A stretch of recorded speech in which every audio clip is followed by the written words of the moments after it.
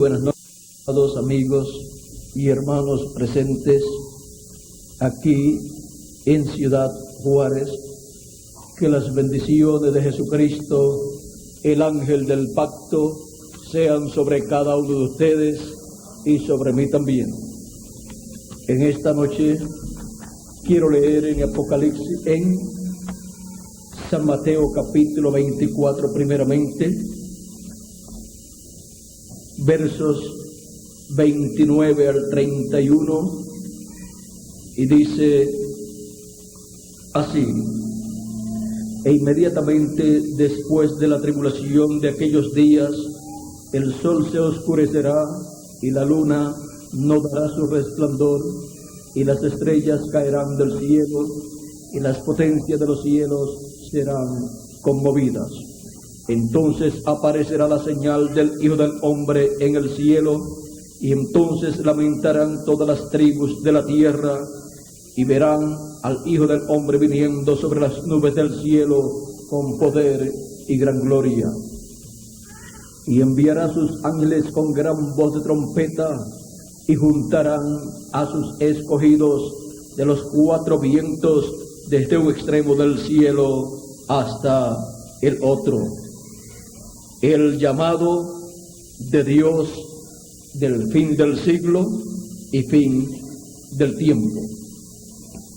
Ese es nuestro tema para esta noche, de acuerdo a como le han colocado aquí en el anuncio, y vamos a estar tratando en esta noche sobre el llamado de Dios del fin del siglo y fin del tiempo. Pueden tomar asiento si tienen la bondad.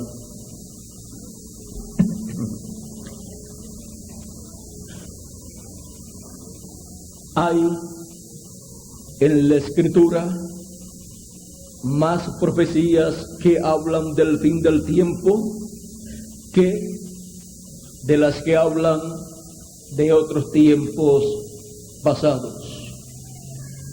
El fin del tiempo es un ciclo divino muy importante en el programa de Dios.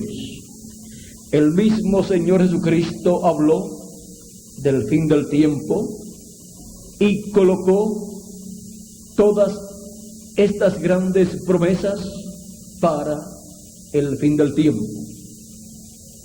Ahora, cuando se habla del fin del tiempo, eso no quiere decir en ningún lugar o en ningún momento que será el fin de los seres humanos. Cuando se habla del fin del mundo, tampoco quiere decir que es el fin de la raza humana. Más bien esto tiene que ver con ciclos divinos, con edades y dispensaciones y trato de Dios con el ser humano. Cuando nos habla Dios del fin del tiempo, es que Dios le ha dado al mundo gentil un tiempo, y cuando llega a su final ese tiempo, luego se abre el ciclo divino para el tiempo del reino de Dios. Se abre el ciclo divino para el tiempo de la dispensación del reino, y así por el estilo. O sea, que no se trata del fin de la raza humana, sino de cambios que habrá en el programa divino en favor de todos los que tienen sus nombres escritos en el libro de la vida. Cambios que no pueden ocurrir en otros tiempos, pero que cuando se llega al final de algo, eso señala que tiene entonces que comenzar otra cosa en el programa divino. Y de esto se trata todo el programa divino, relacionado al fin del siglo, al fin del mundo y al fin del tiempo. Por ejemplo, el fin del mundo. Cuando las personas escuchan hablar acerca del fin del mundo, piensan, se va a acabar la raza humana. Y no es así. Y el fin del tiempo y el fin del siglo. Estos son temas tratados en la Biblia, los cuales tienen promesas para el fin del siglo, fin del tiempo y fin del mundo. Y es muy importante poder entender cuáles son las promesas que hay para ese ciclo divino, para así recibir el beneficio de esas promesas. Por ejemplo, cuando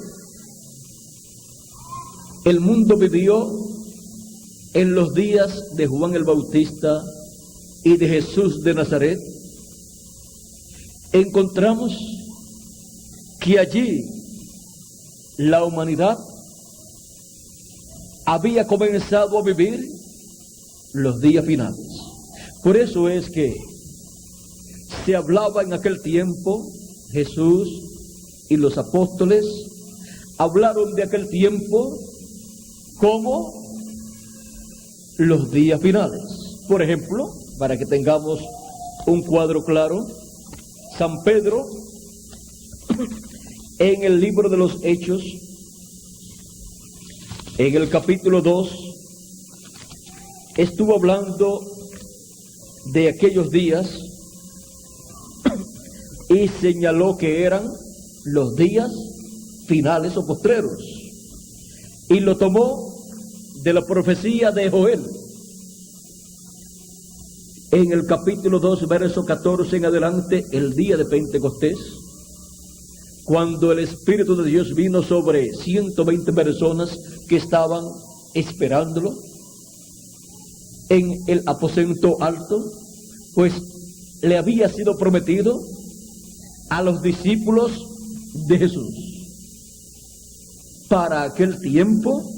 Miren ustedes de las grandes promesas que hubo: la primera venida de Cristo, la venida también de un profeta que le estaría preparando el camino al Mesías, y ese fue Juan el Bautista. Aquellos días también eran un tiempo, o eran en el programa divino, el fin de una dispensación y el comienzo de otra nueva dispensación. Para aquellos días estaba terminando la dispensación de la ley, pero estaba comenzando la dispensación de la gracia. Y el programa de la dispensación de la gracia se estaba llevando a cabo, y sobre ese programa que se estaba materializando allí estaría basada la dispensación de la gracia, la cual está basada sobre la primera venida de Cristo como Cordero de Dios, quitando el pecado del mundo en la cruz del Calvario, al morir por cada uno de nosotros y limpiarnos de todo pecado. Ahí está la base de la dispensación de la gracia. Jesucristo llevó tus pecados y mis pecados también, y nos toca a nosotros aceptarlo a Él como nuestro Redentor, como nuestro Cordero por el pecado, el cual llevó todos nuestros pecados, para que así nosotros podamos ir al cielo. Jesús dijo: nadie viene al Padre sino por mí, porque Él llevó nuestros pecados, y ahora, al tenerlo a Él como nuestro Cordero Redentor, nosotros podemos estar sin pecado delante de Dios, porque Él los llevó. Y ahora nos presenta ante Dios sin pecado, para poder ir delante de la presencia de Dios. Por eso es que en el Antiguo Testamento el pueblo hebreo tenía sacrificios de animalitos, de corderos, de machos cabríos y todo esto relacionado con el pecado, los cuales eran ofrecidos ante Dios. Y con esos sacrificios el pecado era cubierto delante de Dios, pero no quitado hasta que llegó el Cordero de Dios Jesucristo y quitó el pecado. Ahora, ¿por qué eran cubiertos los pecados con la sangre de unos animalitos? Porque aquellos sacrificios con aquellos animalitos se representaban a Cristo como el Cordero de Dios que quitaría el pecado allá en la cruz del Calvario. Por esa causa eran efectivos estos sacrificios en el Antiguo Testamento. Y toda persona que no hiciera esos sacrificios tenía problemas, porque su pecado entonces estaba al descubierto delante de Dios, y la paga del pecado es muerte. Pero al ser cubiertos con la sangre de estos sacrificios, por cuanto lo hacían creyéndolo, porque eran tipo y figura de Jesucristo como el Cordero de Dios, entonces eran válidos delante de Dios. Ese era el misterio del por qué el pueblo hebreo sacrificaba aquellos animalitos y por qué habían sido ordenados estos sacrificios por Dios, porque eran tipo y figura de Jesucristo. Y si los tipos y figuras eran válidos delante de Dios y eran efectivos, cuanto más el real, el verdadero Cordero de Dios, que quitó el pecado del mundo. Desde la muerte de Jesucristo no se necesita que las personas tomen un animalito y lo sacrifiquen por sus pecados delante de Dios. Dios hasta permitió que el templo de Jerusalén fuera quitado, porque ya no se necesitaban sacrificios, porque ya estaba el Cordero perfecto, Jesucristo. Y el que no tenga el Cordero perfecto, Jesucristo, como su Redentor, y su sangre limpiándole de todo pecado, tendrá problemas delante de Dios. Pero el que lo tiene, sus pecados han sido borrados. La sangre de Jesucristo nos limpia de todo pecado y podemos ir ante la presencia de Dios. Y cuando ocurra la resurrección de los muertos en Cristo, los que han muerto y han tenido el Cordero de Dios como su sacrificio delante de Dios, resucitarán, todos los que tienen sus nombres escritos en el libro de la vida del Cordero. Y nosotros los que vivimos seremos transformados, porque es el tiempo para nuestro regreso a la casa de nuestro Padre Celestial. Es el tiempo para nuestro regreso a la vida eterna, para vivir con un cuerpo eterno y ser a imagen y semejanza de nuestro Señor Jesucristo. Tenemos la promesa de esa transformación para los que vivimos, y tenemos la promesa de la resurrección para los muertos en Cristo, y tenemos la promesa que tendremos un cuerpo incorruptible, inmortal, para así vivir por toda la eternidad con nuestro Señor Jesucristo. Ahora, ¿dónde está esa promesa de que tendremos un cuerpo incorruptible? Que los muertos resucitarán en cuerpos incorruptibles y nosotros recibiremos un cuerpo incorruptible, una transformación para tener un cuerpo inmortal. La ciencia ha buscado la inmortalidad. Los políticos, los grandes emperadores también. Pero han muerto buscando esa fuente de la juventud. Pero Cristo ha prometido la inmortalidad para sus hijos, para los que por su sacrificio en la cruz del Calvario han recibido la redención. Lo han recibido como su redentor, por lo tanto tienen la promesa de vida eterna. Ahora, San Pablo, siendo un conocedor de este gran misterio, nos dice en 1 Corintios capítulo 15, verso 49 en adelante, y aún podríamos leer un poco antes, dice, 47 en adelante dice: el primer hombre es de la tierra, terrenal. El segundo hombre, que es el Señor, es del cielo. Cual el terrenal, tales también los terrenales. Y cual el celestial, tales también los celestiales. Así como hemos traído la imagen del terrenal, traeremos también la imagen del celestial. Es una promesa divina. Traeremos la imagen de Jesucristo. Seremos a imagen y semejanza de Jesucristo. Sigue diciendo: pero esto digo, hermanos, que la carne y la sangre no pueden heredar el reino de Dios, ni la corrupción hereda la incorrupción. O sea, que no puede el ser humano heredar la incorrupción y la inmortalidad en este cuerpo mortal, en este cuerpo corruptible.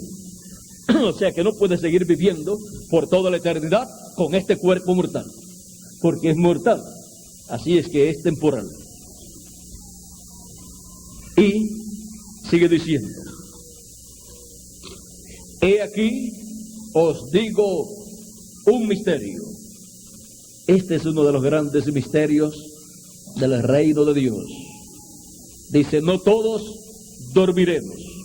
O sea, no todos nos vamos a morir, pero todos seremos transformados.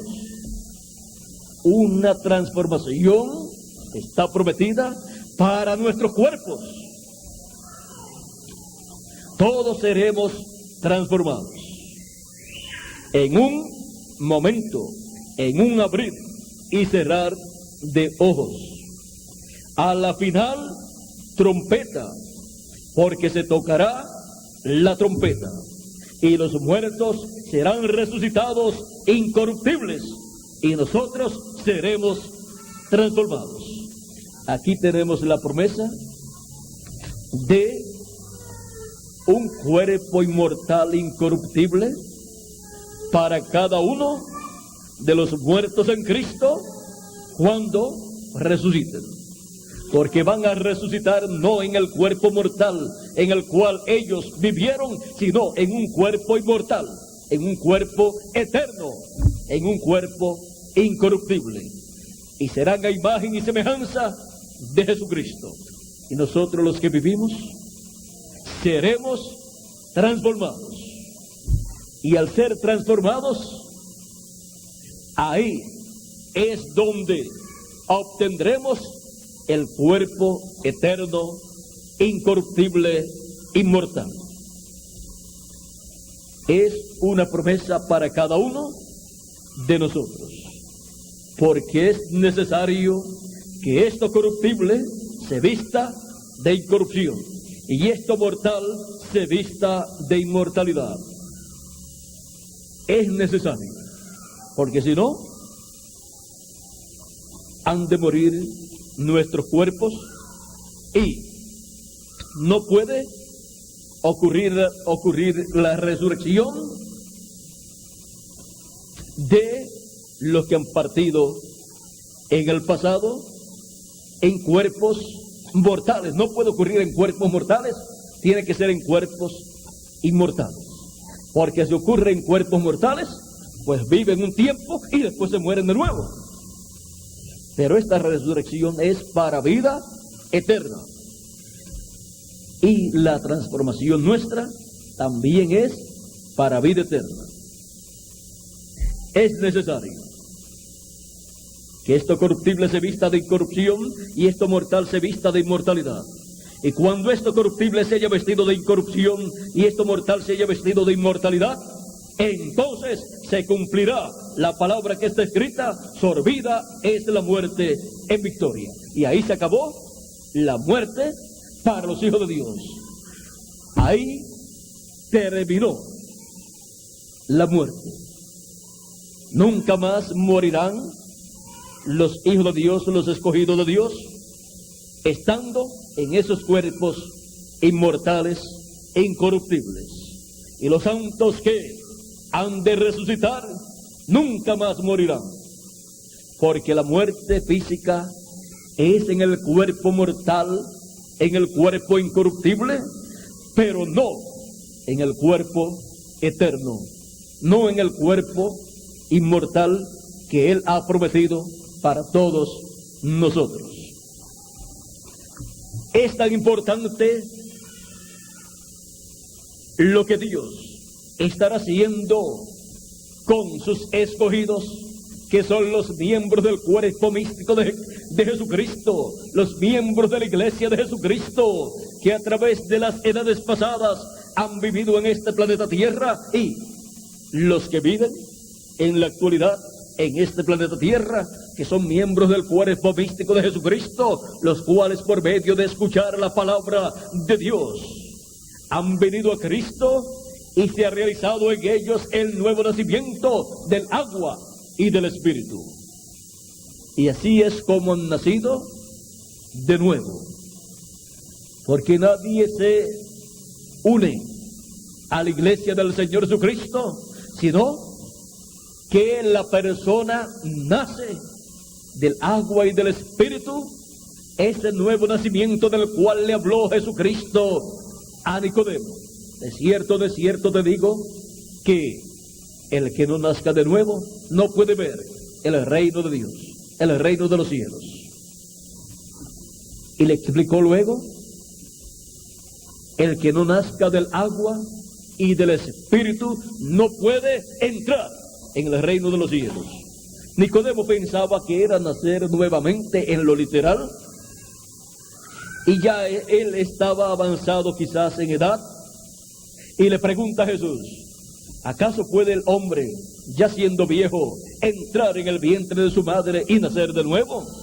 Pensó que era un nacimiento como el que había tenido a través de su madre, pero Jesús le habló de un nuevo nacimiento, el cual Nicodemo no entendía, aunque era el maestro de Israel. Era un gran maestro en Israel. Ahora, este nuevo nacimiento es el que efectúa el Espíritu Santo para que cada persona escrita en el libro de la vida del Cordero nazca en el reino de los cielos, para que nazca en la iglesia del Señor Jesucristo y sea un miembro del cuerpo místico de Jesucristo en el tiempo que le ha tocado vivir. No hay otra forma para formar parte del cuerpo místico de Jesucristo. No hay otra forma para tener la promesa de que recibirá un cuerpo eterno más adelante. No hay otra forma para que el ser humano pueda vivir eternamente. Jesucristo dijo: yo soy el camino, la verdad y la vida, y nadie viene al Padre si no es por mí. No hay otra forma. Ahora, estas cosas tenemos que nosotros entenderlas, porque nosotros deseamos las bendiciones de Dios. Nosotros también queremos tener un conocimiento claro de todo el programa divino. No queremos nosotros ser personas meramente religiosos o miembros de alguna iglesia o secta religiosa, sino ser personas conocedoras de la verdad, de todo el programa divino correspondiente al tiempo que nos ha tocado vivir. En tiempos pasados hubo muchas personas religiosas, pero la mayor parte de ellos eran religiosos ignorantes. Y eso no es bueno. Uno tiene que estar bien fundado, bien establecido en la palabra de Dios. En este planeta Tierra hay muchas religiones y muchas sectas religiosas, como las hubo en el tiempo de Noé, como las hubo en el tiempo de Moisés, como las hubo también en el tiempo de Jesús. Pero no hay tantas verdades. La verdad es una sola. Y Jesucristo dijo: yo soy el camino, la verdad y la vida, y nadie viene al Padre sino por mí. ¿Y por qué tantas religiones las cuales no tienen a Jesucristo como su cabeza? Son religiones humanas que no llevan a ningún lugar, sino a convertir a la gente a seres religiosos, pero que no tienen ningún futuro. Nadie viene al Padre si no es por mí, dijo Jesucristo. Así es que ¿para dónde van? No van para el Padre. Él dijo: nadie viene al Padre si no es por mí. Hay muchísimas religiones que quieren llevar al ser humano a Dios, pero no por medio de Jesucristo. Y tiene que ser todo por medio de Jesucristo. Porque Él es el que tiene el programa divino. Perdón. Ahora, en los días de Jesucristo hubo muchas religiones, y entre ellas estaba también el judaísmo, que era la religión del pueblo hebreo, la cual tenía las promesas de la venida del Mesías. Cuando se llegó al tiempo para el cumplimiento de esas promesas, allá apareció Juan el Bautista, porque estaba prometido que vendría uno preparándole el camino al Señor. Y eso estaba escrito en Malaquías capítulo 3, donde dice: he aquí yo envío mi mensajero, el cual preparará el camino delante de mí. Y vendrá súbitamente a su templo el Señor, a quien vosotros buscáis, y el ángel del pacto, a quien deseáis vosotros. He aquí viene, ha dicho Jehová de los ejércitos. Ahora podemos ver esta promesa aquí. Para la primera venida del Mesías, Dios prometió enviar un profeta que le estaría preparando el camino. Y cuando lo envió, fue conocido por el nombre de Juan el Bautista. Y en la profecía de Malaquías, en el capítulo 4, hablaba acerca de la venida de ese profeta. Y fue prometido también como la venida del profeta Elías. Capítulo 4, verso 5 en adelante dice: he aquí, yo envío el profeta Elías antes que venga el día de Jehová grande y terrible. Él hará volver el corazón de los padres hacia los hijos y el corazón de los hijos hacia los padres, no sea que yo venga y hiera la tierra con maldición. Aquí encontramos la promesa de la venida del profeta Elías.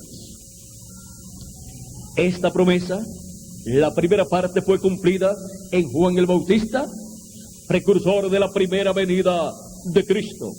Y la segunda parte de esta profecía corresponde al precursor de la segunda venida de Cristo con el espíritu y virtud de Elías.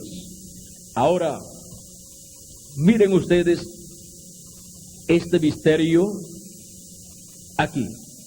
Dice: yo envío. He aquí, yo envío el profeta Elías. Y cuando esta promesa fue cumplida en el precursor de la primera venida de Cristo, este profeta fue Juan el Bautista. El arcángel Gabriel, hablando con el padre de Juan el Bautista, encontramos que le dijo a Zacarías, le dijo a Zacarías que tendría un hijo y que ese hijo que tendría sería un profeta y que ese profeta vendría en el espíritu y virtud de Elías. San Lucas capítulo 1 verso 17. Si ustedes quieren leer, o un poquito antes para que tengan el cuadro claro, verso 3 en adelante del capítulo 1 de San Lucas dice: pero el ángel le dijo: Zacarías, no temas, porque tu oración ha sido oída, y tu mujer Elizabeth te dará a luz un hijo, y llamarás su nombre Juan. Aquí le está siendo dado el nombre que le va a ser puesto a este hijo, que el sacerdote Zacarías, a través de su esposa Elizabeth, van a tener. Ellos ya estaban avanzados en edad, pero habían orado a Dios por un hijo, y su oración había sido contestada. Ahora dice, le dice el nombre que le van a llamar: Juan. Y tendrás gozo y alegría. A una edad avanzada, él y su esposa, la cual era estéril, y no habían tenido niños por esa causa, ahora, en una edad avanzada, y tener la llegada de un niño, eso le iba a causar mucha alegría, mucho regocijo. Y tendrás gozo y alegría, y muchos se regocijarán de su nacimiento. Muchos se van a regocijar de su nacimiento, porque será grande delante de Dios. Ahora hay personas grandes en el planeta Tierra, pero eso no quiere decir que sean grandes delante de Dios. Pero una persona grande delante de Dios, eso sí que es importante. Ahora este niño que iba a nacer iba a ser grande delante de Dios. Pero sin embargo, ustedes ven la historia de Juan el Bautista, y era un hombre sencillo. Un hombre sencillo, pero delante de Dios era un hombre grande. Y eso es lo importante, lo que uno es delante de Dios. No las apariencias humanas, sino lo que uno es delante de Dios, conforme al programa que Dios tiene para llevar a cabo en este planeta Tierra. ¿Qué posición tenía Juan en el programa divino? Eso era lo que lo hacía ser grande delante de Dios. era el precursor de la primera venida de Cristo. Y Jesús dijo de él: de los nacidos de mujer, no hubo ninguno mayor que Juan. Ahora sigue diciendo: porque será grande delante de Dios, no beberá vino ni sidra, y será lleno del Espíritu Santo aún desde el vientre de su madre. Y hará que muchos de los hijos de Israel se conviertan al Señor Dios de ellos, e irá delante de él con el espíritu y el poder de Elías, para hacer volver el corazón de los padres a los hijos, y de los rebeldes a la prudencia de los justos, para preparar al Señor un pueblo bien dispuesto. Ahora aquí el arcángel Gabriel le está diciendo cuál será el ministerio de este hijo. Será un profeta y vendrá con el espíritu y virtud de Elías. Será el Elías prometido en Malaquías capítulo 4.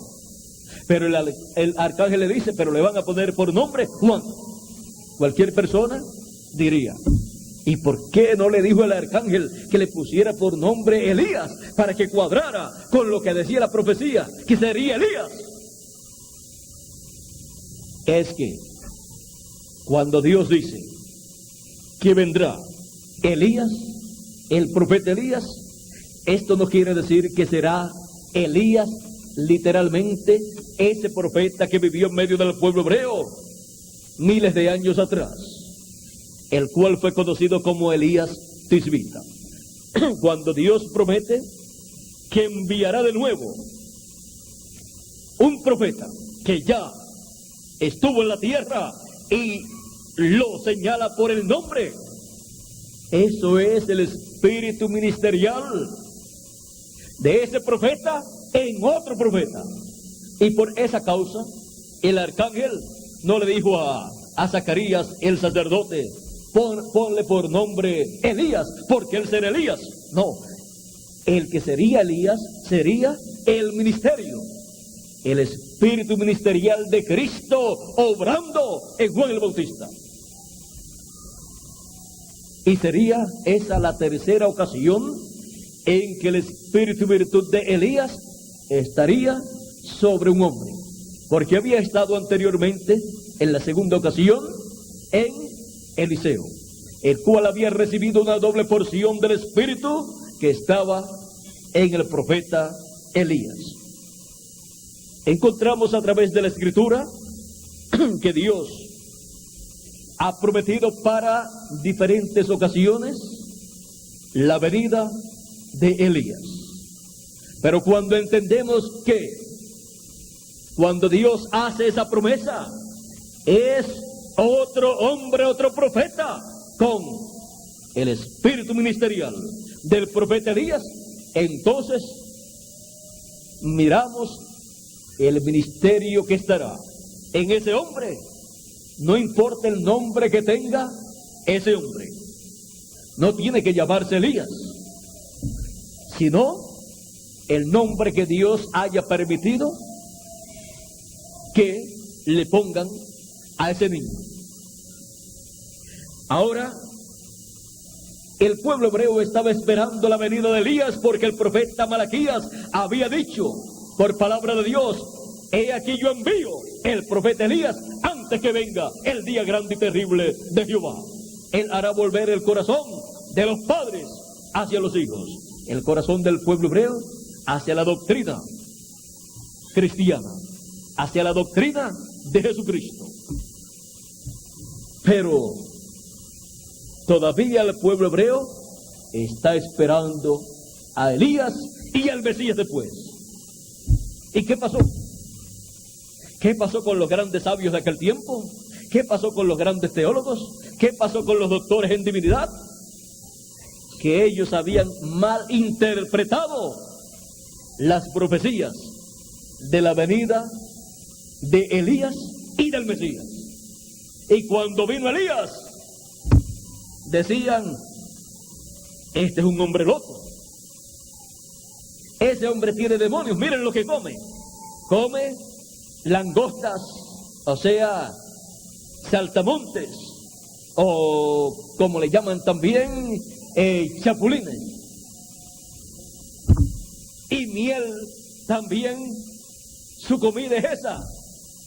Y normalmente los hombres en aquel tiempo comían carne de ovejas, de cabritos y así por el estilo, y tenían sus diferentes menú en la comida.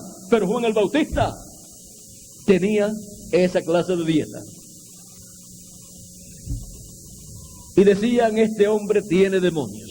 Y después, encima de eso, cuando veía aquellos líderes religiosos que venían a él, que no venían a otra cosa sino a molestarlo, a criticarlo, les decía, serpientes, ¿quién les enseñó a ustedes a huir del fuego del infierno que vendrá? Así los trataba Juan, porque ellos estaban en contra de Juan el Bautista. En otra ocasión le preguntaron, bueno, dinos quién tú eres, para que nosotros podamos dar cuenta a quienes nos han enviado, o sea, al Sanedrín y al sumo pontífice, que había enviado unos emisarios a preguntarle a Juan el Bautista quién él era. Y Juan el Bautista, sabiendo quién él era, contestó la pregunta de ellos. Le preguntaron, ¿eres tú el Cristo? ¿Eres tú el Mesías? ¿Eres tú el profeta? Juan dijo, no soy. ¿Y tú quién eres entonces? Le preguntan a Juan. Juan dice, yo soy la voz de uno que clama en el desierto, aparejad el camino del Señor. ¿Quién le dijo él que era? ¿Dónde estaba Juan prometido en la Escritura? Isaías capítulo 40, verso 1 en adelante dice, consolaos, consolaos, pueblo mío, dice vuestro Dios. Hablad al corazón de Jerusalén y decidle a voces que su tiempo es ya cumplido. Estaban viviendo en el tiempo de Juan, en un tiempo ya cumplido, que su pecado es perdonado, que doble ha recibido de la mano de Jehová por todos sus pecados. Voz que clama en el desierto, preparad camino a Jehová, enderezad calzada en la soledad a nuestro Dios. Todo valle sea alzado y bájese todo monte y collado, y lo torcido se enderece y lo áspero se allane, y se manifestará la gloria de Jehová, y toda carne juntamente la verá, porque la boca de Jehová ha hablado. Juan conocía esta escritura y sabía que la gloria de Jehová iba a ser manifestada en aquellos días, y por esa causa había sido enviado él como esta voz clamando en el desierto. Cuando se dice una voz clamando, tiene que haber un hombre, porque en un hombre que tiene que estar una voz clamando. Voz que clama en el desierto. Era un profeta que estaría clamando y llamando al pueblo al arrepentimiento y preparándolo para la primera venida de Cristo. Es como cuando se dice la voz de la trompeta final, o la gran voz de trompeta. Se tiene que entender claramente que tiene que haber un hombre con un mensaje que sea el mensaje de la trompeta final, de la gran voz de trompeta, hablándole al pueblo y llamando al pueblo y preparándolo para la transformación de sus cuerpos y para esperar a los muertos en Cristo que van a resucitar. Nadie puede escuchar una gran voz de trompeta o una trompeta final si no hay un hombre a través del cual esté siendo dado ese mensaje. Ahora aquí decía voz que clama en el desierto. y una voz clamando, y no iba a haber ninguna persona que fuera el instrumento de Dios, a través del cual estaría esa voz clamando. Los grandes doctores en divinidad habían interpretado este pasaje en forma equivocada. Pensaban que el profeta Elías tenía que venir en un platillo volador, como se fue, en un carro de fuego. Porque se fue en un carro de fuego y, como Dios prometió enviarlo nuevamente, pues así como se fue, así tiene que venir. Pero miren cómo vino. Vino el espíritu virtud de Elías en otro hombre que se llamaba Juan, y ese era Elías, el Elías que habría de venir en esos días. Jesús dijo de él, cuando le preguntaron los discípulos de Jesús, no dicen los escribas y los doctores de la ley, toda esta gente, o sea, los teólogos, los líderes religiosos, no dicen que Elías tiene que venir primero. ¿Por qué le estaban preguntando esto a Jesús? Porque ellos habían estado con Jesús en el monte de la transfiguración y habían visto a Moisés y a Elías. Y ahora preguntan, ¿no dicen los escribas que tiene que venir Elías primero para restaurar todas las cosas? Jesús dijo, ya Elías vino y no lo conocieron e hicieron de él todo lo que quisieron hacer, hasta lo decapitaron. Y entonces los discípulos de Jesús entendieron que les hablaba de Juan el Bautista, porque ese era el Elías que habría de venir en esos días preparándole el camino al Señor. Pero habían interpretado que era literalmente el profeta Elías. Por lo tanto, estaban esperando que llegara el carro de fuego donde Elías se había ido y aterrizara allí en el patio del templo y le apareciera al sumo sacerdote y el sumo sacerdote le diera la bienvenida y le dijera, Elías, adelante, da a conocer tu mensaje y preséntate al Mesías. De seguro lo traes ahí en el carro de fuego, de seguro viene contigo. Pero esas eran interpretaciones fantasiosas, eran interpretaciones imaginarias, eran interpretaciones humanas de la mente. Pero la realidad fue que Elías vino por medio de Zacarías, el sacerdote, y Elizabeth, su esposa. Porque a los hombres está determinado vivir aquí en la tierra y luego morir. O sea, no volver una, dos o tres veces, y menos en el mismo cuerpo que se fue. Pero cuando Dios promete que viene un profeta que ya había estado en la tierra, eso es un ministerio que viene, el cual tiene el espíritu y virtud de aquel profeta que había estado en la tierra. Así fue Juan el Bautista. Así también fue el profeta Eliseo. Cuando el profeta Eliseo vio que Elías había sido raptado en ese carro de fuego platillo volador y su manto se le cayó, Eliseo lo tomó y luego fue al Jordán, hirió las aguas diciendo, ¿dónde está el Dios de Elías? Y las aguas se abrieron como habían sido abiertas cuando el profeta Elías las había herido con el manto. Y Eliseo pasó, muy triste, pero pasó el Jordán, y los hijos de los profetas que estaban mirando así de lejos dijeron, el espíritu de Elías ha reposado sobre Eliseo. Y eso es lo que acontece en cada ocasión en que Dios promete un profeta el cual ya había venido, que el espíritu ministerial que estuvo en aquel profeta reposa sobre otro profeta. Los hijos de los profetas le dijeron a Eliseo: vamos a buscar a Elías por aquí, porque debe estar por aquí.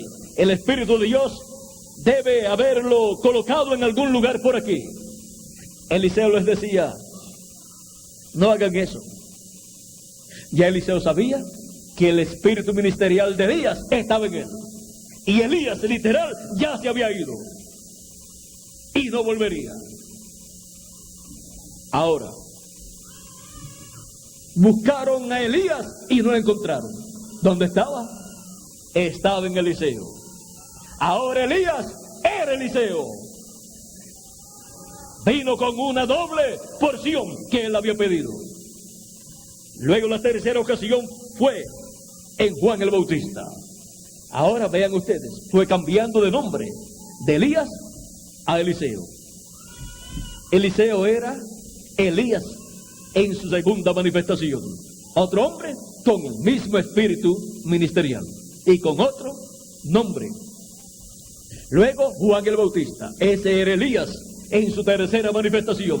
Otro hombre con otro nombre, pero el espíritu ministerial de Elías nuevamente operando en la tierra en otro hombre. Ese espíritu ministerial es el espíritu de Cristo.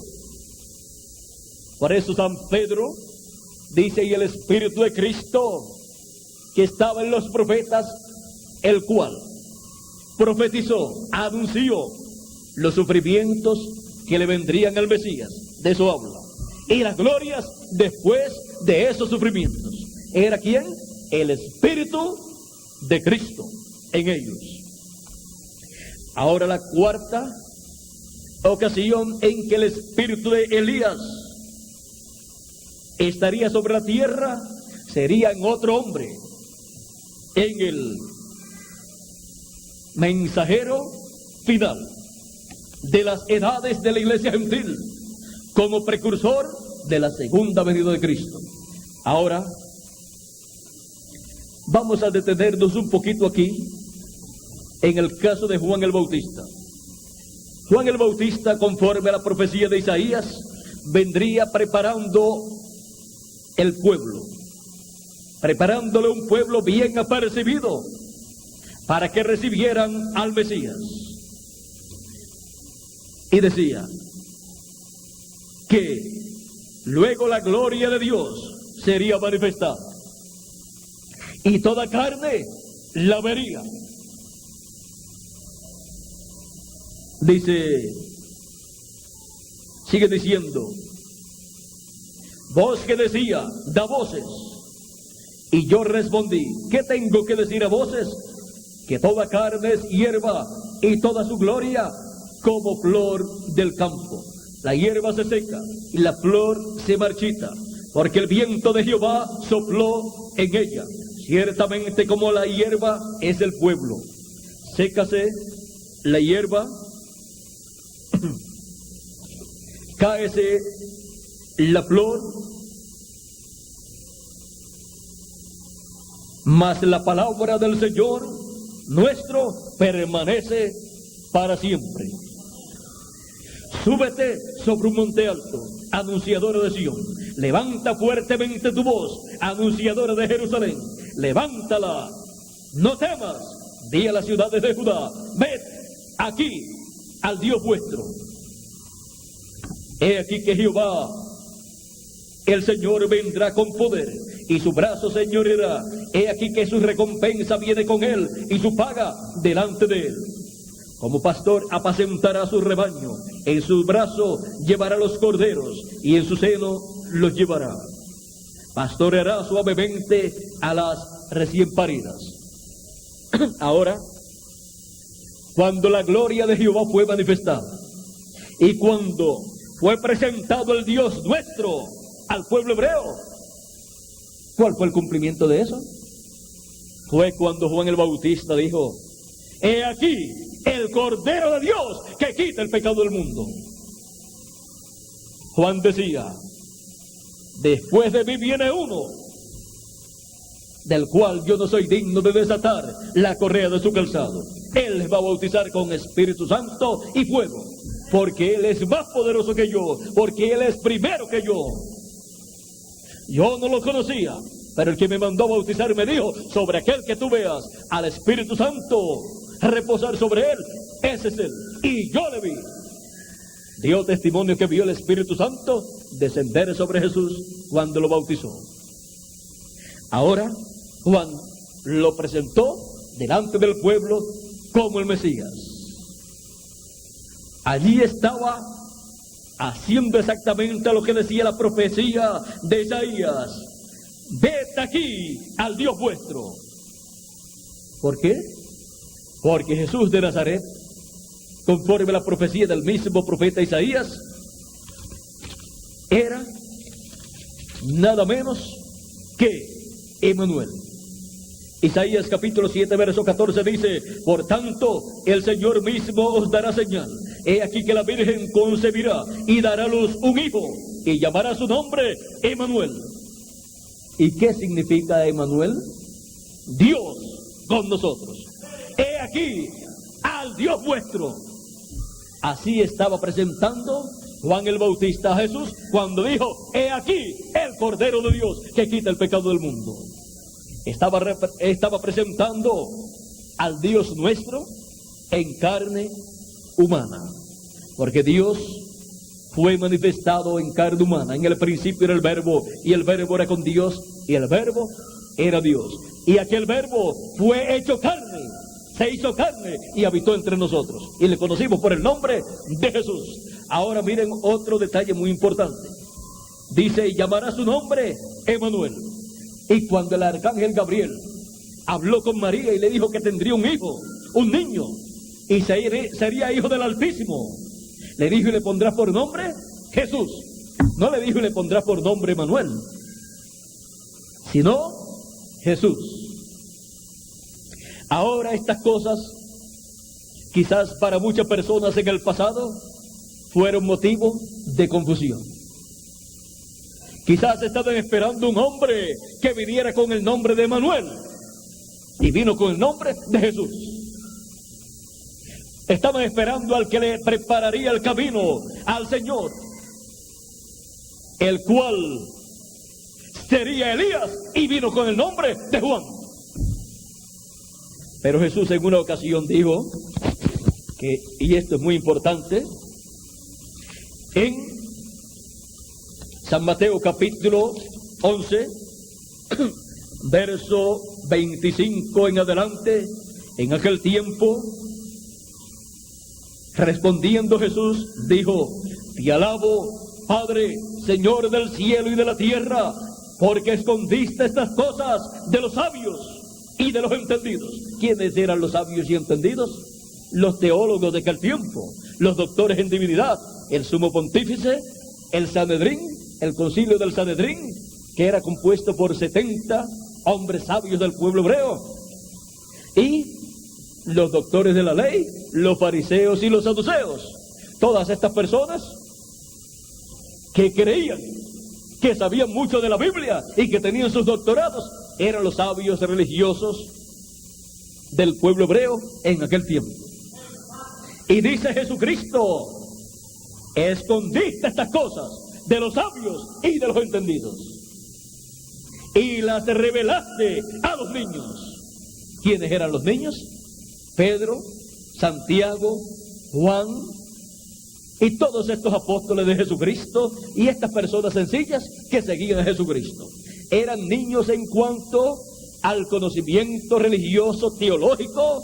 No tenían esos conocimientos teológicos, pero Dios le reveló a ellos estas cosas. ¿Y qué fue lo que Dios les reveló a ellos? Vamos a ver. Él dijo: escondiste estas cosas de los sabios y entendidos. Vamos a ver cuáles eran esas cosas. Eran cosas muy importantes. Sí, Padre, porque así te agradó. Y nadie Y todas las cosas me fueron entregadas por mi Padre. Y nadie conoce al Hijo sino el Padre. Ni al Padre conoce a alguno sino el Hijo. Y aquel a quien el Hijo lo quiere revelar. Ven que no es por grandes conocimientos humanos que se conoce el programa de Dios correspondiente al tiempo en que la persona viva. No es conforme al conocimiento humano que la persona obtiene ese entendimiento, sino conforme a la voluntad divina. Porque así te agradó. Le agradó esconder estas cosas de los sabios y entendidos y revelarla a los niños, a los que necesitaban la ayuda de Dios, la revelación del cielo, para conocer quién era Jesucristo. Nadie sabía quién era Jesucristo. Vino en una forma sencilla, nació de una virgen que vivía en Nazaret, luego se fue a Belén con José, porque tenía que cumplirse allí el nacimiento de Jesús, y aquel censo que se llevó a cabo ocasionó que María fuera a Belén, porque de otra forma, ¿qué hombre iba a salir con su esposa embarazada, ya a punto de dar a luz, ya había entrado el mes para dar a luz, y le faltaban pocos días? ¿Qué hombre se va a ir en un burro para otra ciudad y arriesgar así el parto de su esposa? Ningún hombre hace eso. Pero como era algo obligatorio, que cada persona tenía que irse a la ciudad a la cual pertenecía, de la cual había salido, tuvo que irse a Belén de Judea, porque José y María eran de esa ciudad, pero se habían ido a vivir a Nazaret, o quizás sus padres se habían ido a vivir allá. La cosa es que ya estaban viviendo allá, como pasa con nosotros también. Hemos nacido algunas veces en una ciudad y después nos encontramos viviendo en otra ciudad. Ahora, por cuanto la profecía decía que tenía que ser de Belén, tenía que nacer en Belén. Porque los cielos y la tierra pasarán, pero mi palabra no pasará, dice Dios. Por lo tanto fue Belén y se cumplió allí la escritura. Después fue llevado a Egipto cuando hubo peligro para el niño, el cual ya tenía unos 2 años. Y después que murió el rey, después que murió Herodes, el ángel le apareció a José y le dijo: ahora regresa a Nazaret. Y se fue a Nazaret. Ya Jesús tenía más tiempo. Y se cumplió la promesa también, la profecía que decía: de Egipto llamé a mi hijo. Había llamado a Israel de Egipto a través de Moisés y ahora estaba llamando a Jesús. Jesús, siendo el primogénito, tenía que cumplirse las leyes del primogénito. Así como el pueblo hebreo es el pueblo primogénito de Dios, escogido por Dios, y se cumplieron esas profecías, de Egipto lo llamó, así también se cumple en cada primogénito, en cierta forma, todas las cosas que se cumplieron con el pueblo hebreo y con Jesús de Nazaret. Ahora, ya en Nazaret, allí creció y luego comenzó su ministerio. Y al comenzar su ministerio, encontramos que Juan el Bautista lo presentó como el Mesías, como el Cristo, como el Cordero de Dios.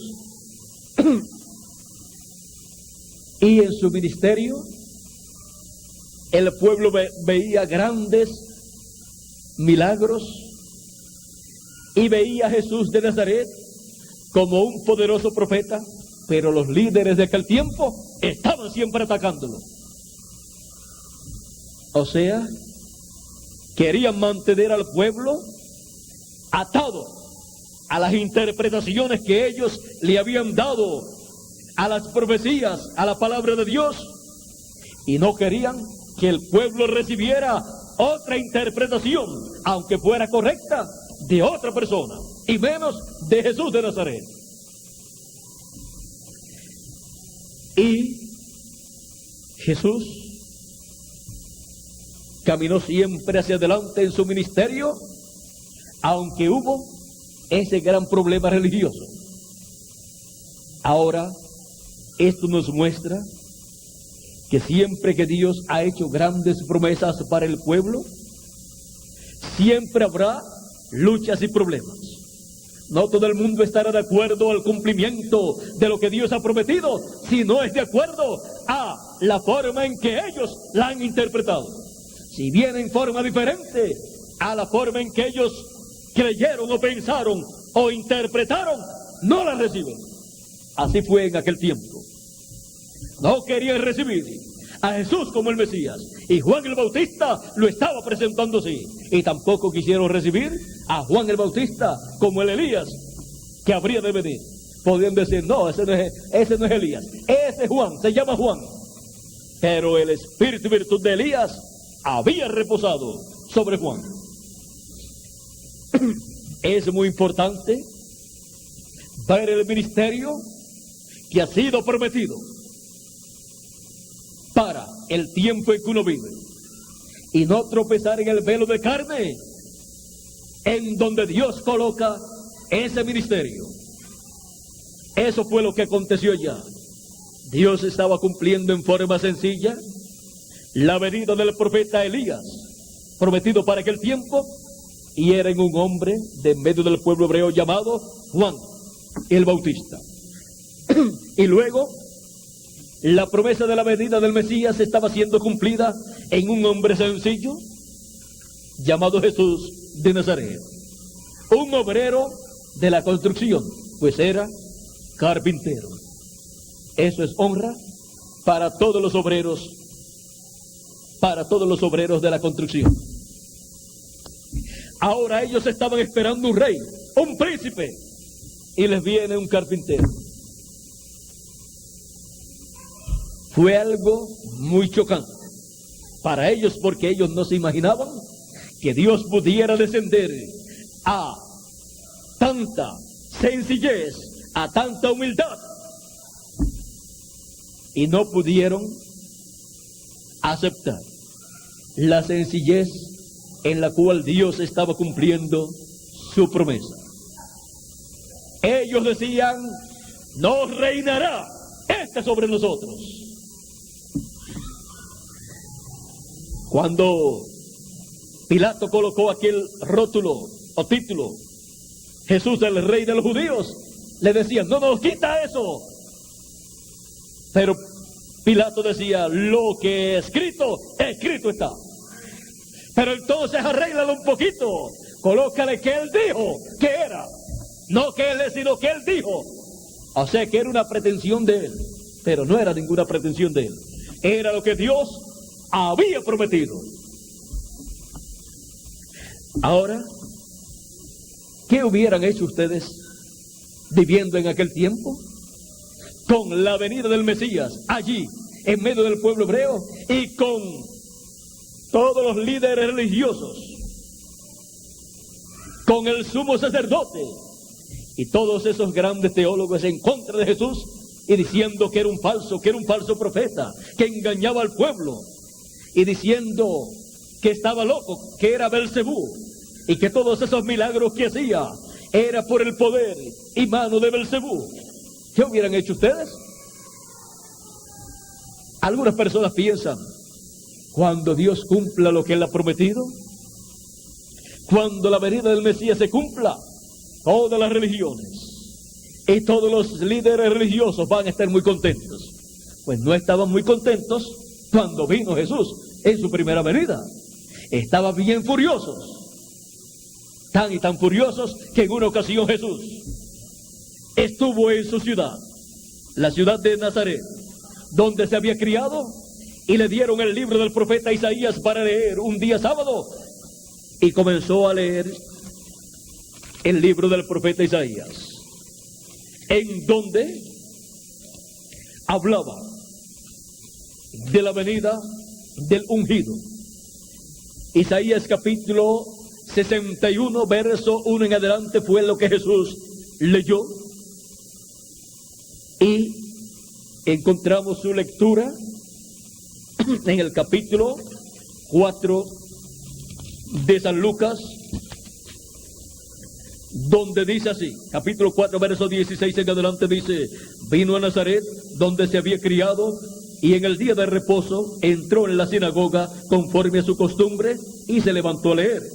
Y se le dio el libro del profeta Isaías, y habiendo abierto el libro, halló el lugar donde estaba escrito: el Espíritu del Señor está sobre mí, por cuanto me ha ungido para dar buenas nuevas a los pobres, me ha enviado a dar a los quebrantados de corazón, a pregonar libertad a los cautivos y vista a los ciegos, a poner en libertad a los oprimidos, a predicar el año agradable del Señor. Y enrollando el libro, lo dio al ministro y se sentó. ¿Y por qué no continuó leyendo? Porque el resto corresponde a la segunda venida de Cristo. Si continuaba leyendo, el resto decía: y el día de venganza del Dios nuestro. Y el día de venganza del Dios nuestro es predicado en este tiempo final. Corresponde al fin del tiempo en el cual nosotros vivimos. Corresponde al tiempo de la segunda venida de Cristo. Por lo tanto, Él se detuvo allí, porque hasta allí Él iba a cumplir. Y enrollando el libro lo dio al ministro y se sentó. Y los ojos de todos en la sinagoga estaban fijos en él. Y comenzó a decirles: hoy se ha cumplido esta escritura delante de vosotros. Y todos daban buen testimonio de él, y estaban maravillados de las palabras de gracia que salían de su boca, y decían: ¿no es este el hijo de José? Estaban maravillados de lo que hablaba Jesús, pero después dicen: pero espérate, ¿no es este el hijo de José? Como que este nos está queriendo decir que él es el Mesías, como que está queriéndose hacer el Cristo, el Mesías. Pero este es el hijo de José, y nosotros lo conocemos. Y el Mesías, cuando venga, será de Belén, y este de Nazaret. Así es que hay algo mal aquí. ¿Qué era lo que estaba mal? La interpretación que le habían dado los grandes maestros. Y ellos no sabían que Jesús había nacido en Belén de Judea, pero se había criado en Nazaret. Ahora dicen: ¿no es este el hijo de José? O sea, este está aplicándose todas estas promesas mesiánicas y diciéndonos que él es el Mesías en la forma que nos está hablando. Nos está diciendo: hoy se ha cumplido esta escritura delante de vosotros. O sea que esta escritura mesiánica que promete la venida del Mesías, él está diciendo que se está cumpliendo en él. Se está presentando como el Mesías. Pero ¿y no es este el hijo de José, el carpintero de Nazaret? Y Jesús dice, y él les dijo: sin duda me diréis este refrán: médico, cúrate a ti mismo. De tantas cosas que hemos oído que se han hecho en Capernaum, haz también aquí en tu tierra. Y añadió: de cierto os digo que ningún profeta es acepto en su propia tierra. Y en verdad os digo que muchas viudas había en Israel en los días de Elías, cuando el cielo fue cerrado por 3 años y 6 meses, y hubo una gran hambre en toda la tierra. Pero a ninguna de ellas fue enviado Elías, sino a una mujer viuda en Sarepta de Sidón, por allá, por territorio gentil. Y muchos leprosos había en Israel en tiempos del profeta Eliseo, pero ninguno de ellos fue limpiado, sino Naamán el sirio, aquel capitán o general sirio, gentil. Al oír estas cosas, en la sinagoga se llenaron de ira. En vez de llenarse de alegría, se llenaron de ira. Y levantándose, le echaron fuera de la ciudad y le llevaron hasta la cumbre del monte sobre la cual estaba edificada la ciudad de ellos, para despeñarle, para matarlo. Vean cómo fue la realidad de la primera venida de Cristo. Cómo se levantaron en contra de Jesucristo. Y cómo Jesucristo tuvo que seguir hacia adelante en su labor de su primera venida, aunque la religión hebrea era la primera que estaba en contra de él.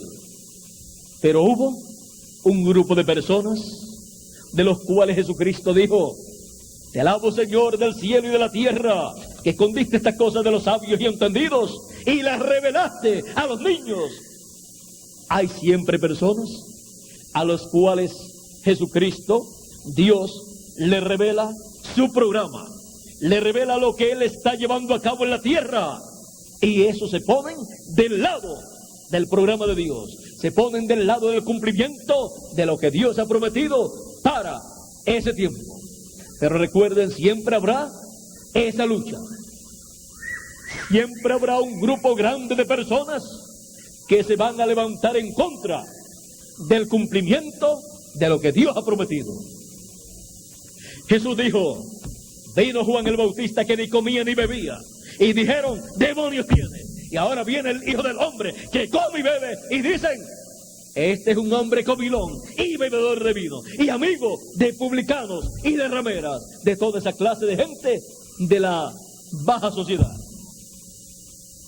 A uno porque no comía decían que tenía demonios, y al otro porque comía le decían que era un hombre comilón y bebedor de vino. O sea, que cuando no quiere recibir el cumplimiento de lo que Dios ha prometido, le van a buscar falta y van a decir que no es de Dios eso que está llevándose a cabo a través de esa persona. Pero siempre habrá aquellos como Pedro y los demás discípulos de Jesús.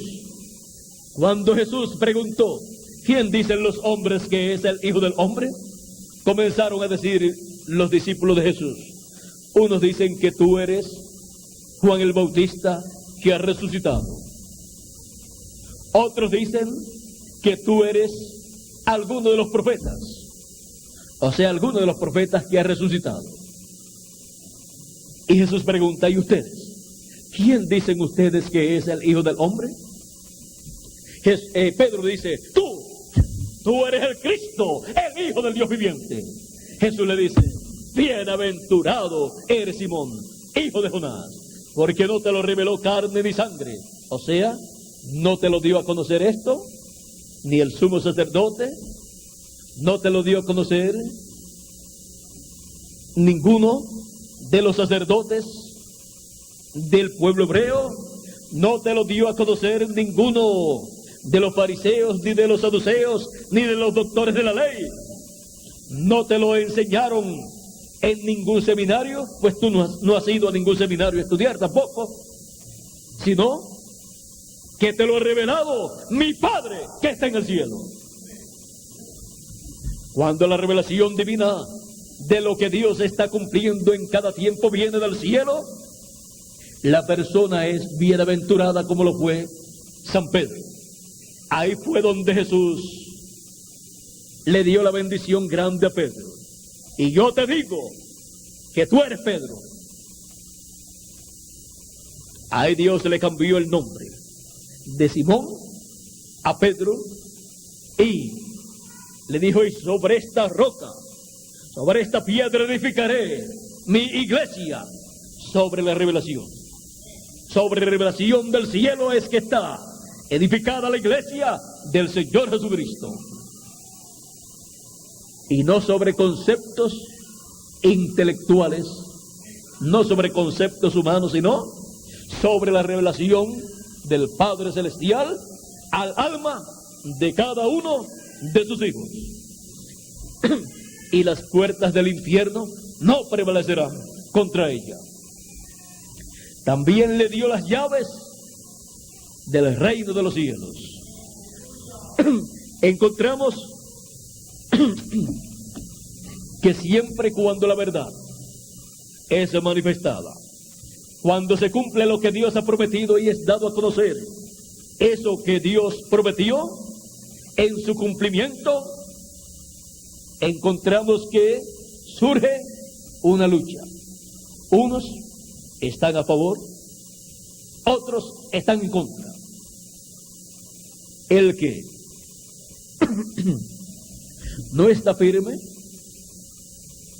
se mantiene mirando. Estos están a favor y estos están en contra. Y de un lado se va a ir esa persona. Por eso es que uno tiene que estar firme en lo que Dios ha dicho en su palabra. Uno tiene que conocer lo que Dios ha prometido para el tiempo en que uno está viviendo. Y no importa lo que digan las demás personas, uno mantenerse con eso que Dios ha dicho para el tiempo en que uno vive, y a medida que Dios lo vaya cumpliendo, uno caminar siempre bien agarrado de esa promesa y decir: gracias, Señor, porque me estás permitiendo ver el cumplimiento de lo que tú has prometido. Cuando Dios cumple lo que Él ha prometido, ahí es el tiempo más glorioso para toda persona. Es el tiempo en que esa palabra escrita se hace carne, se hace realidad, y ahí es donde produce las bendiciones grandes para aquellos que pueden ver el cumplimiento de esa palabra y recibirlo. No importa la forma más sencilla en que Dios lo cumpla. Ahora, hemos visto a través de la historia bíblica todo lo que ocurrió en la primera venida de Cristo, lo que ocurrió con el mensajero que le estaría preparando el camino, y hemos visto la lucha que hubo en aquel tiempo. Hemos visto que él vino clamando en el desierto, y ahora con el llamado de Dios del fin del siglo y del fin del tiempo, nosotros tenemos que estar con nuestros ojos bien abiertos, porque para el fin del siglo, fin del tiempo y fin del mundo, Él ha prometido llamar a su pueblo, hablarle a su pueblo directamente al corazón, al alma, y darle a conocer las cosas que deben suceder pronto. ¿Y dónde está eso escrito en la Biblia? Vamos a la Biblia, porque ya hemos visto lo que sucedió en el pasado, pero ya eso es del pasado. Ahora vamos a ver lo que tiene que ver con nosotros para este tiempo final, porque eso es lo que será de beneficio para nosotros en este tiempo final. Habíamos leído en la escritura de San Pablo, cuando le escribió a los Corintios en el capítulo 15 de su primera carta, que él dice que para la resurrección de los muertos y la transformación de nosotros los que vivimos, la trompeta final será sonada, y entonces será que los muertos en Cristo van a resucitar y nosotros los que vivimos vamos a ser transformados. Primero, la trompeta final tiene que sonar, tiene que dar todo el mensaje correspondiente a este tiempo final. Y como hemos visto, cuando se habla de una trompeta sonando o de una voz clamando, tiene que estar un hombre sobre la tierra a través del cual se escuche esa voz, ese mensaje. Ahora, tenemos la promesa de una trompeta sonando. Y en Apocalipsis, capítulo 1, versos 10 y 11, encontramos aquí una gran voz de trompeta. Y dice así: yo estaba en el Espíritu en el día del Señor. ¿En qué día? En el día del Señor. Y oí detrás de mí una gran voz de trompeta, o una gran voz como de trompeta, que decía: yo soy el Alfa y la Omega, el primero y el último. ¿Y quién es el Alfa y la Omega? Nuestro Señor Jesucristo. Es la voz de Jesucristo hablándonos en el día del Señor. Y en Apocalipsis capítulo 4 verso 1 dice así: después de esto miré, y aquí una puerta abierta en el cielo, y la primera voz que oí, como de trompeta, hablando conmigo, dijo: sube acá, y yo te mostraré las cosas que sucederán después de estas. Ahora aquí, nuevamente la voz de Cristo como una voz de trompeta, dice: sube acá, y yo te mostraré las cosas que sucederán después de estas. Y en Apocalipsis capítulo 22, verso 6, encontramos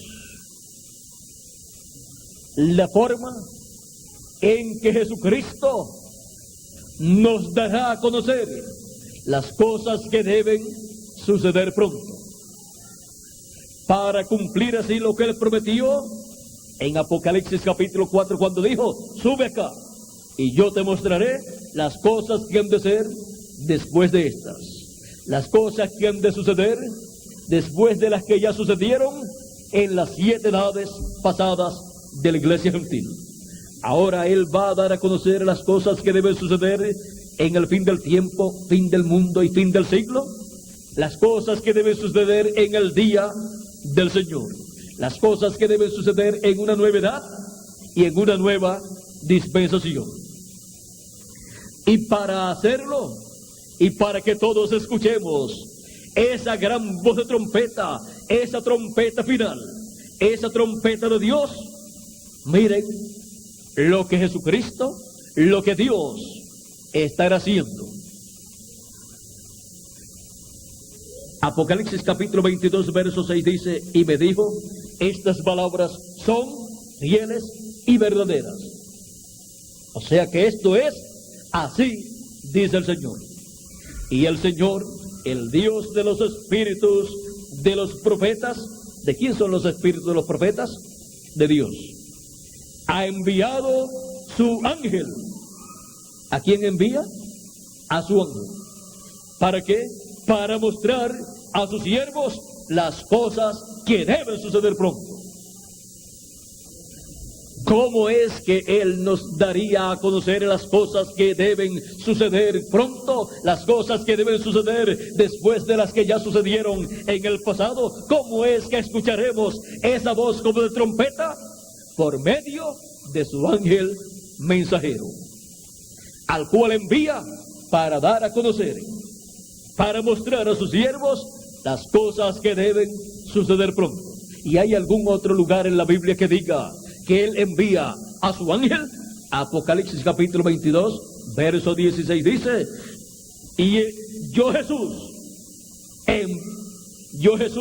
he enviado mi ángel para daros testimonio de estas cosas en las iglesias. ¿Y quién va a decir que no es así? ¿Quién va a decir, con tantos buenos teólogos que tenemos, no necesitamos a ninguna otra persona que nos enseñe la Escritura, que nos enseñe las cosas que deben suceder? Pues Jesús dice aquí en la Escritura: yo Jesús he enviado mi ángel para daros testimonio de estas cosas en las iglesias. En ningún lugar dice: yo Jesús he enviado a los teólogos, a los sabios, a los entendidos, sino a mi ángel. Depende ahora de ustedes a quién ustedes recibirán. Para entender, para conocer las cosas que deben suceder pronto y ser preparados para nuestra transformación. Estamos en un tiempo paralelo al tiempo de la primera venida de Cristo. Y no todas las personas estarán de acuerdo con el ángel del Señor Jesucristo y con lo que Él estará dando a conocer de parte del Señor Jesucristo. Si no estuvieron de acuerdo con Jesucristo, tampoco estarán de acuerdo con el ángel del Señor Jesucristo. El ángel del Señor Jesucristo no es el Señor Jesucristo. Juan en 2 ocasiones quiso adorarlo, en Apocalipsis capítulo 19 y Apocalipsis capítulo 22. Y el ángel le dijo: mira que no lo hagas, porque yo soy consiervo tuyo y de tus hermanos. Adora a Dios. El ángel del Señor Jesucristo es el último profeta mensajero que Él envía a este planeta Tierra para dar testimonio de estas cosas que deben suceder pronto, para dar a conocer las cosas que deben suceder pronto, las cuales Jesucristo prometió que daría a conocer, que revelaría a su iglesia. Y ahora, para hacerlo, envía a su ángel mensajero, y a través de su ángel mensajero da a conocer todas estas cosas que deben suceder pronto. Este es el ángel que aparece en Apocalipsis capítulo 7, verso 2 en adelante. Y dice así: vi también a otro ángel que subía de donde sale el sol, y tenía el sello del Dios vivo. ¿Cuál es el sello del Dios vivo? El Espíritu Santo. Este es el ángel que viene con el Espíritu Santo, ungido con el Espíritu Santo, y tenía y clamó a gran voz a los 4 ángeles a quienes se les había dado el poder de hacer daño a la tierra y el mar, diciendo: no hagáis daño a la tierra, ni al mar, ni a los árboles, hasta que hayamos sellado en sus frentes a los siervos de nuestro Dios. Y oí el número de los sellados: 144,000 sellados de todas las tribus de los hijos de Israel. Y comienza a enumerar 12,000 de cada tribu. Ahora este ángel mensajero es el que viene con el Espíritu Santo en el fin del tiempo para llamar y juntar 144,000 hebreos. Este es el ángel que viene con el llamado final de Dios para el pueblo hebreo. Pero antes viene el pueblo gentil, a la iglesia del Señor Jesucristo, con el mensaje de la trompeta final, dando a conocer las cosas que deben suceder pronto. Este es el ángel que viene con el llamado de Dios en el fin del siglo y fin del tiempo. Este es el ángel mensajero mostrado en Apocalipsis capítulo 11, verso 3 en adelante, como los 2 olivos y los 2 candeleros, porque en él estarán los ministerios de Moisés por segunda vez y de Elías por quinta vez. No tendrá que llamarse Moisés ni tampoco Elías, pero el espíritu ministerial de Elías estará reposando sobre él por quinta vez, y el espíritu ministerial de Moisés estará reposando sobre él por segunda vez. Y el espíritu ministerial de Moisés, siendo que Moisés fue un profeta dispensacional para el pueblo hebreo, entonces estará trayendo un mensaje dispensacional. El mensaje de la dispensación del reino es el mensaje final de Dios, porque es el mensaje de la séptima dispensación. Ese es el mensaje del evangelio del reino. Ese es el mensaje con el cual Dios estará llamando a todos sus escogidos en el fin del tiempo. primeramente los escogidos de entre los gentiles y dándole a conocer las cosas que deben suceder pronto y preparándolos así para ser transformados los que viven y los muertos en Cristo serán resucitados. Este es el mensaje de la trompeta final o gran voz de trompeta. Ese es el mensaje del llamado final de Dios para todos sus hijos de entre los gentiles primeramente y después del pueblo hebreo. Por eso es que en San Mateo capítulo 24 verso 31 Jesucristo dijo: y enviará sus ángeles con gran voz de trompeta y juntarán a sus escogidos. ¿A quién? A sus ángeles. ¿Con qué? Con gran voz de trompeta, o sea, con el mensaje final de Dios, con el mensaje del evangelio del reino, y juntarán a los escogidos de Dios. Para juntar a los escogidos de Dios tenemos la promesa de un mensaje de Dios, el mensaje de la gran voz de trompeta, que es el mensaje del evangelio del reino, bajo el ministerio de los ángeles del Señor, que son los ministerios de los dos olivos, de los dos candeleros, los ministerios de Moisés por segunda vez y de Elías por quinta vez en el ángel del Señor Jesucristo. Y así es como en el fin del siglo Dios estaría realizando el llamado de Dios para todos los escogidos de Dios. Habrá luchas, problemas, dificultades, críticas, persecuciones y de todo, como fue en los días de Jesús y en los días de Juan el Bautista. Si en el árbol verde hicieron estas cosas, ¿qué no harán en el seco? Si en Jesucristo hicieron todas aquellas cosas, ¿qué no harían en los apóstoles de Jesucristo? ¿Qué no harían en los ángeles mensajeros de Jesucristo? ¿Qué no harían en el ángel del Señor Jesucristo? Así es que las persecuciones, los problemas, las críticas y todas estas cosas no debe ser motivo para ninguna persona de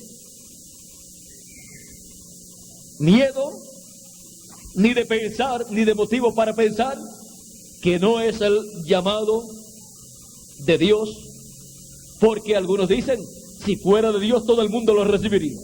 No recibieron a Jesús todo el mundo.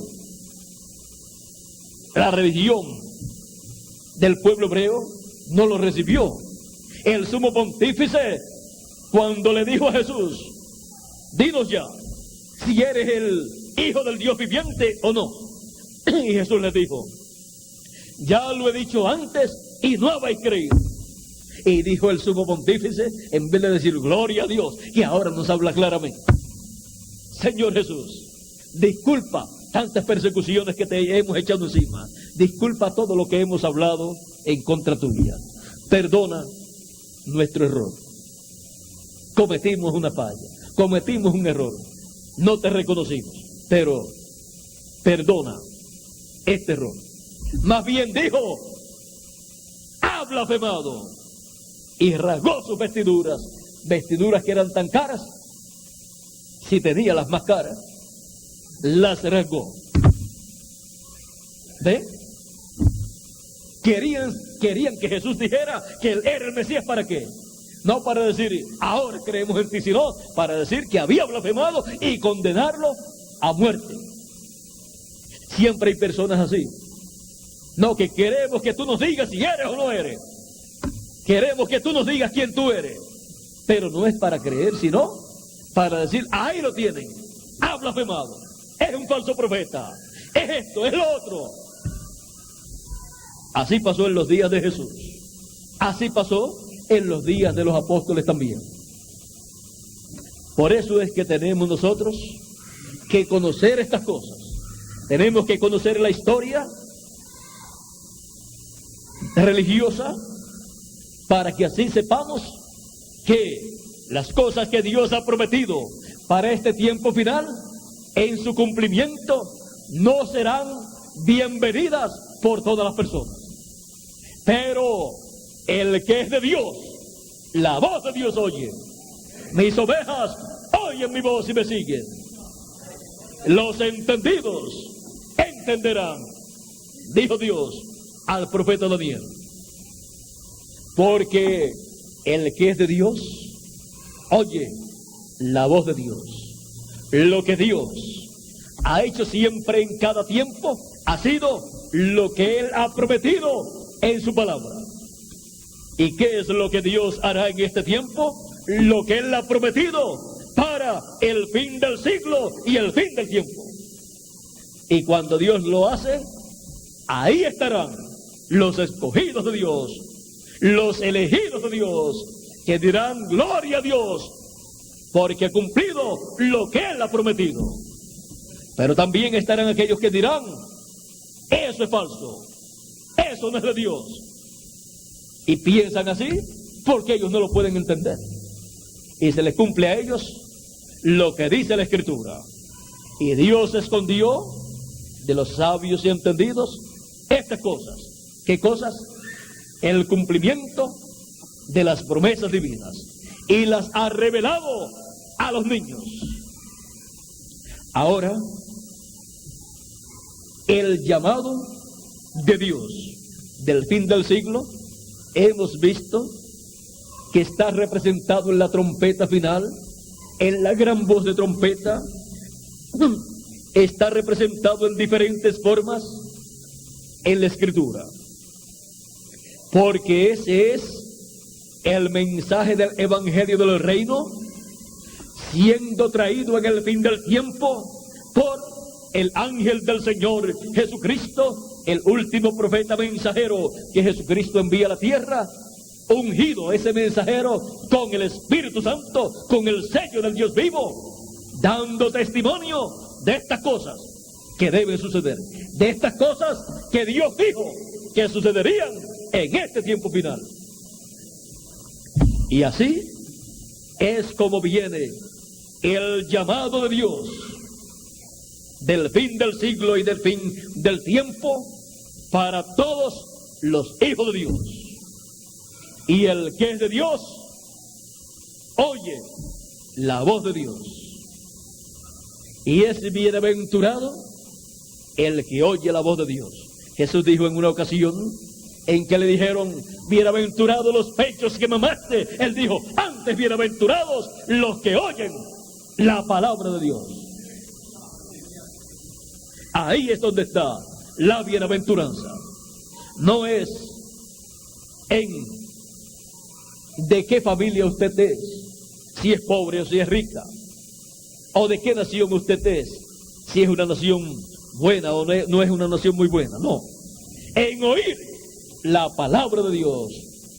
Y para este tiempo final tenemos la promesa de que estaremos escuchando la palabra de Dios en el llamado de Dios del fin del siglo.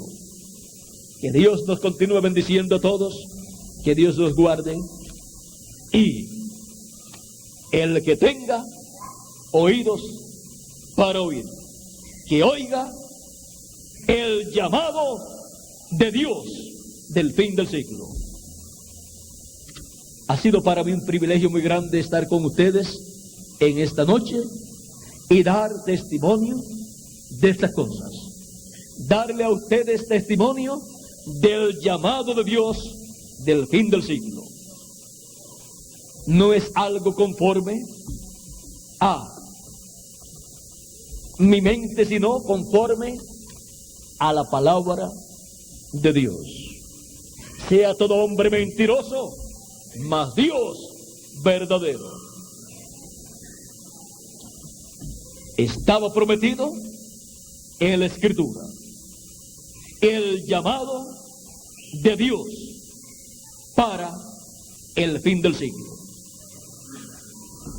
que el llamado de Dios para el fin del siglo llegue a los oídos y el corazón de todos los escogidos de Dios y les abra las escrituras y las puedan entender estas cosas que deben suceder pronto, porque esas son las cosas de las cuales estará dando testimonio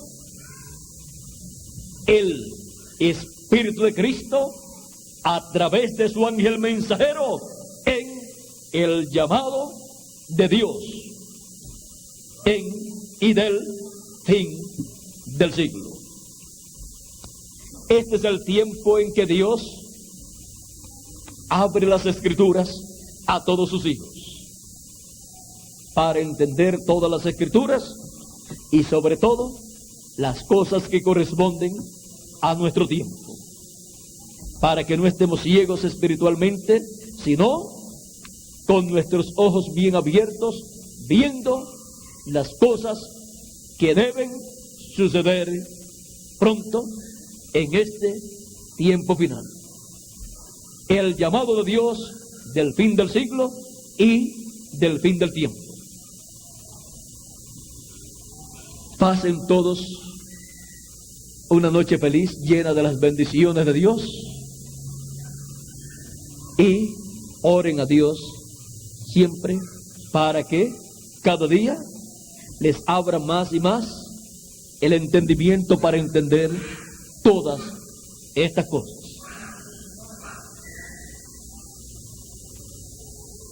Pasen todos una noche llena de las bendiciones de Dios.